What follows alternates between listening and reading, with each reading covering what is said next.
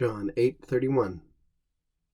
Dicebat ergo Iesus ad eos qui crediderunt ei Judaeos, si vos manseritis in sermone meo, vere discipuli mei eritis. Therefore Jesus was saying to those Jews who believed in him, if you all will have remained in my word, truly you shall be my disciples. Since word order has come up in some of our recent videos, this is a good time maybe to start by pointing out that you might be confused by the postponement of Judaeos, which is being described or referred to by this pronoun eos. Both are dependent on the preposition ad plus the accusative case. So why is Judaeos postponed?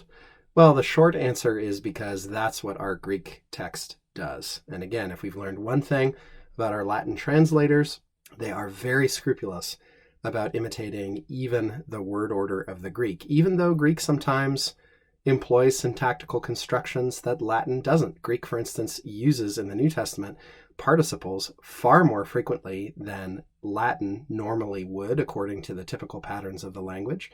And a lot of those participles in Greek get changed into slightly different constructions in Latin. That's one of the things that's happening here. What we render, or rather what our Latin translator has rendered as crediderunt, believed, is actually a participle in Greek, but here it gets changed into a relative clause. Now, what's difficult about that for us is we're not used to the term being defined by the relative clause surrounding it in this way. So we kind of have to let our eyes jump here. So Jesus was saying ad eos to them. Now, why not the dative case here, as so often with verbs of speaking? Perhaps, again, it could be because we have pros, a Greek preposition with the accusative case in this particular spot. And so, again, our translator is trying to ape that Greek construction as closely as possible. It's not clear. In any case, Jesus was saying to them, that is to the Jews. And so here for eos, when translating, if we need to translate, we might as well simply just turn it into a definite article. Latin, of course, has no definite article, but that will help us make sense of this. So he was saying to the Jews who believed, crediderunt, third person plural, perfect active indicative, in him. Why not in eum, as we saw in the last verse?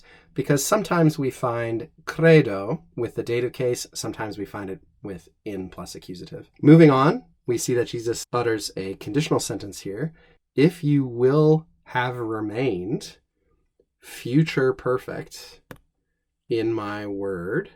Okay, so this is maneo, manere, mansi, mansum.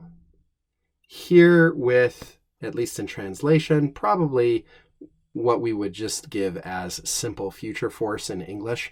If you remain in my word, in sermone meo, vere, truly, authentically, you will be my disciples. Now, why you will be, when in our Greek text we simply have you are? I'm not sure. This is another question of the type that we come across that we can't answer. I'd need to know more about the textual history here, but probably our Latin translator is not just making this up out of thin air. It's coming from something that he's seeing in the text that he's working from.